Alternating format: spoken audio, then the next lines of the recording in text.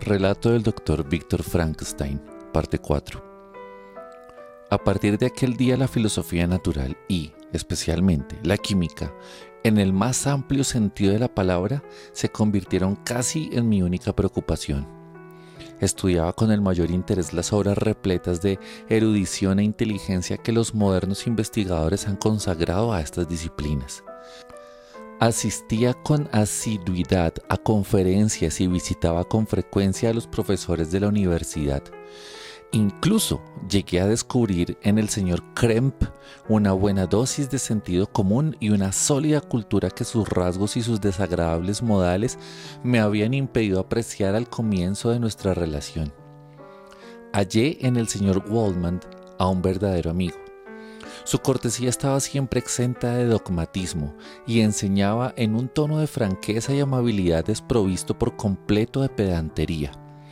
Él alentó de 1000 modos distintos mi acceso al conocimiento y supo aclararme y presentarme con sencillez las más recónditas investigaciones. Al comienzo, mi aplicación era muy irregular, pero se fue consolidando a medida que avanzaba en mis estudios, hasta que fui tan asiduo y aplicado que, a menudo, los fulgores del amanecer me sorprendían trabajando aún en el laboratorio. No parecerá extraño que, en estas condiciones, progresara con rapidez. Mi entrega al estudio era, para los demás, causa de asombro, y mis adelantos llenaban de admiración a todos mis maestros. El profesor Krempe me preguntaba a veces, con sonrisa irónica, cómo se encontraba Cornelius Agripa, mientras que el señor Waldman me daba pruebas de la más sincera satisfacción por mis esfuerzos. Así pasaron 2 años, en el transcurso de los cuales nunca regresé a Ginebra, ya que estaba entregado por completo a las investigaciones y los descubrimientos que pensaba llevar a cabo. Quien no haya experimentado la irresistible atracción de la ciencia no podrá comprender su tiranía. En otros terrenos es posible avanzar hasta donde lo hicieron quienes nos precedieron y, una vez que llegamos a este punto, ya no queda nada que aprender. En la investigación científica, por el contrario, siempre existe materia para nuevos descubrimientos y nuevas maravillas. Una inteligencia normalmente dotada que siga con esfuerzo y aplicación determinados estudios llegará a adquirir en el transcurso del tiempo una competencia notable en su especialidad. También yo, que me afanaba sin cesar en la consecución de una única meta y que me había entregado por completo a la investigación, progresé con tanta rapidez que, al finalizar aquellos 2 años, había conseguido ya algunos descubrimientos encaminados a mejorar ciertos instrumentos químicos que me valieron el aprecio y una cierta dosis de admiración en los círculos universitarios. Cuando llegué a este punto y habiendo asimilado ya tanto la teoría como la práctica de todo aquello que podía aprender sobre la filosofía natural en la Universidad de Ingolstadt, me dije que prolongar mi permanencia en aquella ciudad no me permitiría avanzar en mis estudios.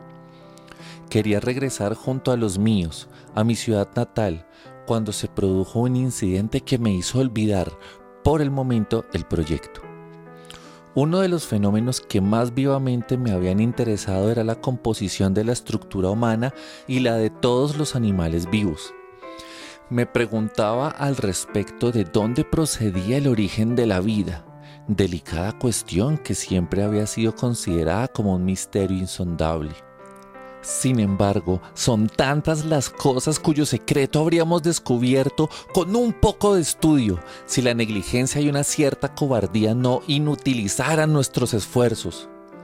Yo había reflexionado sobre estas cuestiones y terminé por decidir que consagraría preferentemente mis estudios a las ramas de la filosofía natural que tuvieran relación con la fisiología. Si no me hubiese animado un fervor sobrehumano, esa clase de estudios me hubiera parecido en extremo fatigosa, casi insoportable. Para hallarme en condiciones de penetrar en los secretos de la vida, tuve que comenzar por introducirme en el estudio de la muerte. Me familiaricé con la anatomía, pero aquello no era suficiente.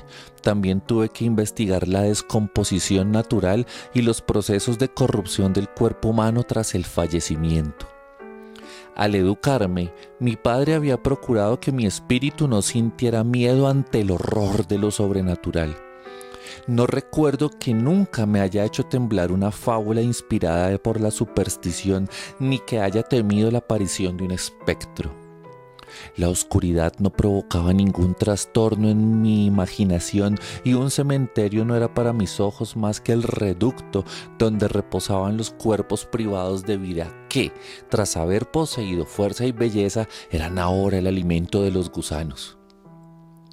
Para poder examinar las causas y las etapas de la descomposición, me vi forzado a permanecer días y noches enteros en los panteones y las tumbas, concentrando mis pensamientos en las cosas que más repugnan a la delicadeza de los sentimientos humanos. Contemplé cómo la belleza corporal del hombre iba perdiéndose poco a poco. Vi cómo la corrupción de la muerte reemplazaba al estallido de la vida. Descubrí cómo los gusanos se nutrían de órganos tan maravillosos como los ojos y el cerebro. Me dediqué a estudiar e investigar con todo detalle el proceso de transformación que tiene lugar en el tránsito de la vida a la muerte o de la muerte a la vida. Hasta que un día, en el interior de mis tinieblas, una luz iluminó de pronto mi espíritu, una luz tan viva, maravillosa y, sin embargo, de explicación tan simple que me sentí atrapado por el vértigo de las perspectivas que se presentaban ante mí. Me sorprendió el hecho de que fuese yo, un recién llegado, quien encontrara la clave de tan extraordinario secreto en cuya búsqueda habían fracasado tantos hombres inteligentes. Recuerde usted que no le estoy narrando las fantasías de un loco. Lo que digo es tan cierto como el sol que brilla en el cielo. Tal vez algún milagro haya posibilitado mi descubrimiento. Pero las etapas que recorrí en mi investigación fueron claras y verosímiles. Tras jornadas enteras de increíble trabajo y fatiga, había logrado penetrar en los secretos de la generación y de la vida. ¿Qué digo? Mucho más todavía.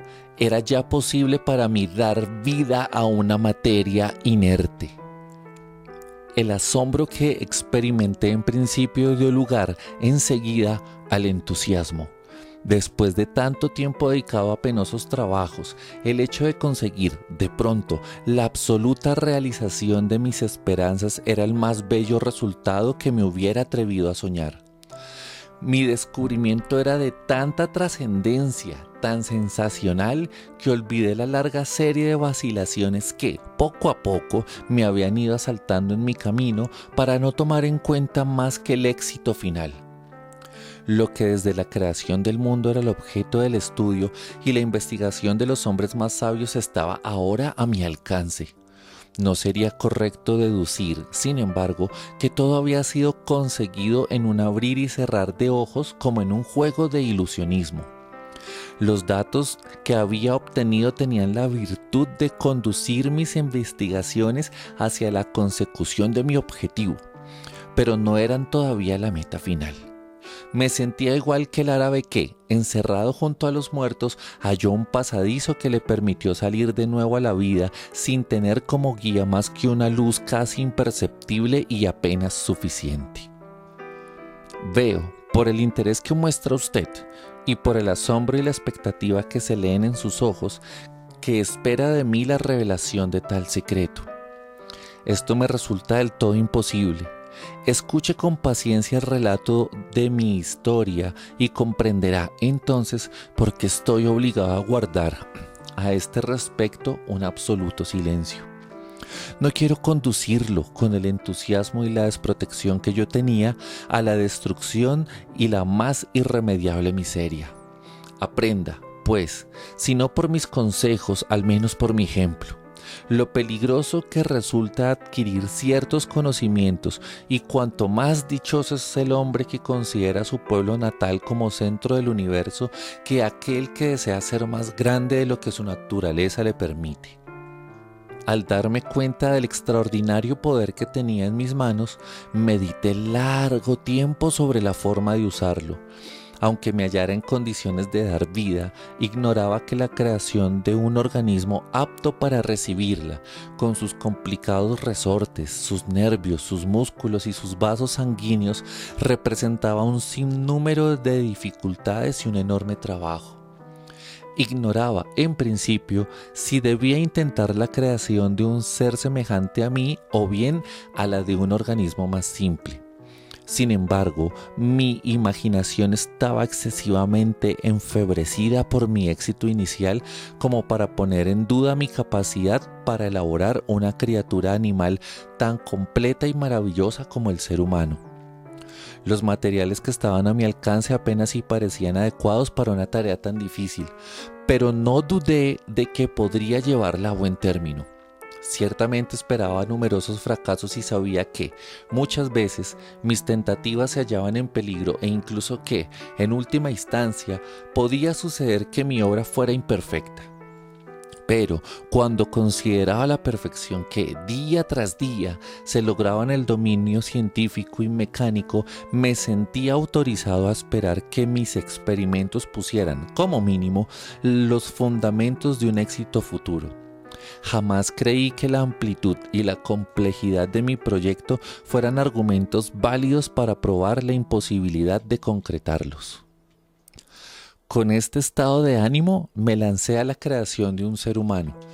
Como las pequeñas dimensiones de ciertos componentes representaban un considerable obstáculo para la celeridad de mis trabajos, decidí, en contra de mi intención inicial, realizar una criatura de gigantescas proporciones.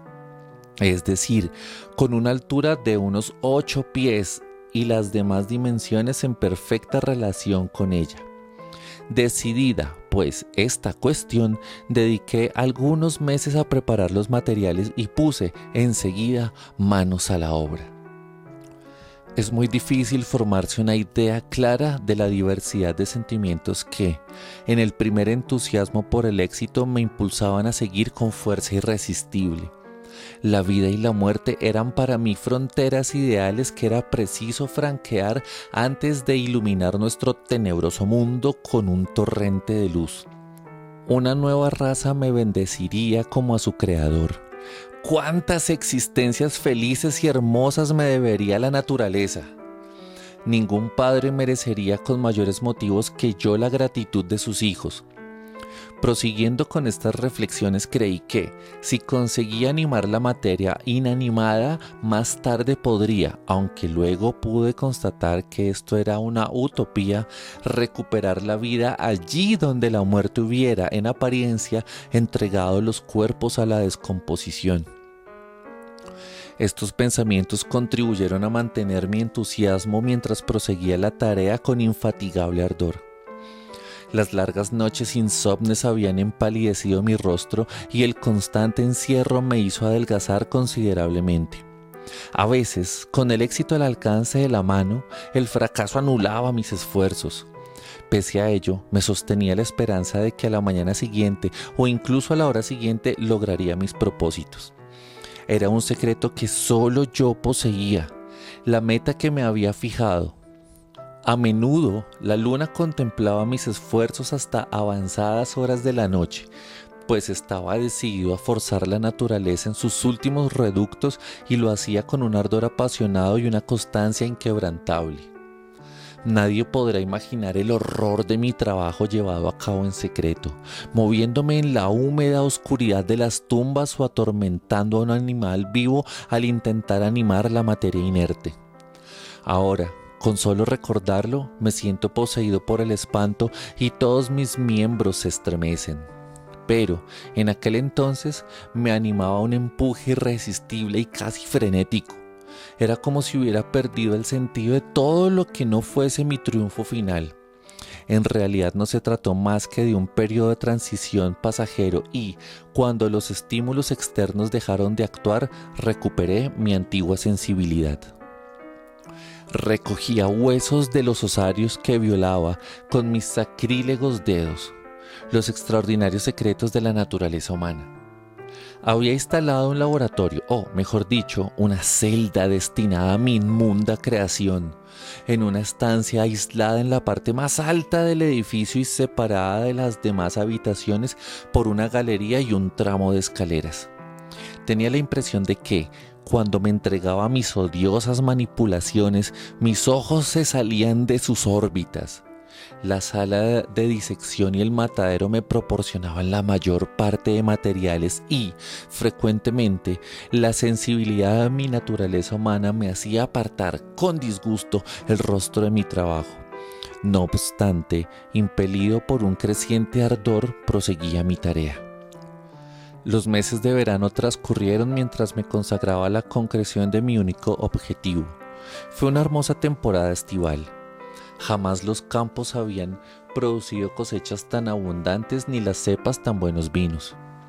Pero mis ojos permanecían insensibles a los encantos de la naturaleza. Las mismas razones que me hacían olvidar lo que me rodeaba me forzaban a descuidar mi correspondencia con los seres queridos, alejados de mí tantas leguas y a quienes no había visto en mucho tiempo. No ignoraba que mi silencio debía inquietarlos y tenía siempre en la memoria las palabras que dijo mi padre al despedirme. Sé que, mientras estés contento de ti mismo, pensarás en nosotros con cariño y recibiremos regularmente tus noticias. Pero, perdóname que te lo diga, consideraré cualquier interrupción en tu correspondencia como señal inequívoca de que has descuidado también tus restantes deberes. Sabía perfectamente lo que mi padre debía sentir. Sin embargo, no podía apartar mis pensamientos de la tarea que estaba llevando a cabo, odiosa, es verdad, por su naturaleza, pero que había logrado dominarme por completo. Realmente deseaba posponer todo lo referente a mis afectos mientras no alcanzara por entero los fines que me había propuesto. Pensaba entonces que mi padre sería muy injusto si atribuía mi descuido a algún vicio o a la comisión de alguna falta. Pero ahora me doy cuenta de que tenía razón al decirme que un silencio de mi parte indicaría que yo no estaba libre de culpa. Para aproximarse a la perfección, un hombre debe conservar siempre la calma y la tranquilidad de espíritu sin permitir jamás que ésta se vea turbada por una pasión o un deseo momentáneos. No creo que la búsqueda del conocimiento sea una excepción a esta regla. Si el estudio al que uno se consagra llega a debilitar sus afectos y a eliminar el gusto por los placeres simples que no pueden combinarse con nada, entonces ese estudio es sin duda negativo, es decir, no es conveniente a la naturaleza humana. Si hubiéramos observado siempre esta norma, si jamás un ser humano se hubiera permitido, por el motivo que fuese, comprometer la causa de sus afectos domésticos, Grecia no habría caído en la esclavitud. César habría salvado a su país, América se habría descubierto más pausadamente y los imperios de México y del Perú no habrían sido destruidos. Pero observo que estoy moralizando en el momento más interesante de mi narración y leo en sus ojos una invitación a proseguirla. En sus cartas, mi padre nunca me reprochaba nada.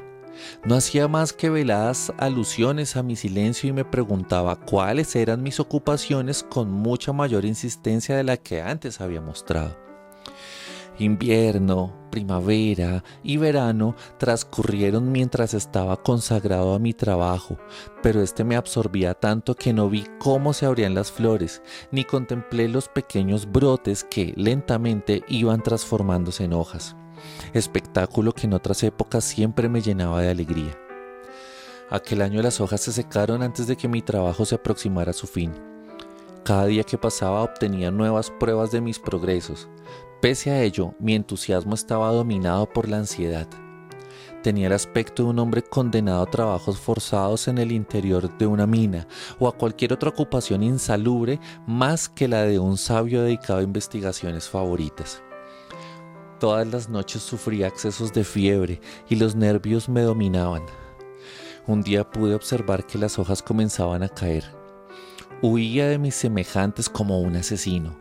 Y algunas veces me horrorizaba al darme cuenta de la ruina en que me había convertido. Solo mi tenaz voluntad seguía sosteniéndome. Por fortuna, mis trabajos se acercaban a su término y yo me decía que, en cuanto hubieran finalizado, el ejercicio y las distracciones tendrían la virtud de devolverme con rapidez a la normalidad. Me prometía entregarme a ello de buen grado.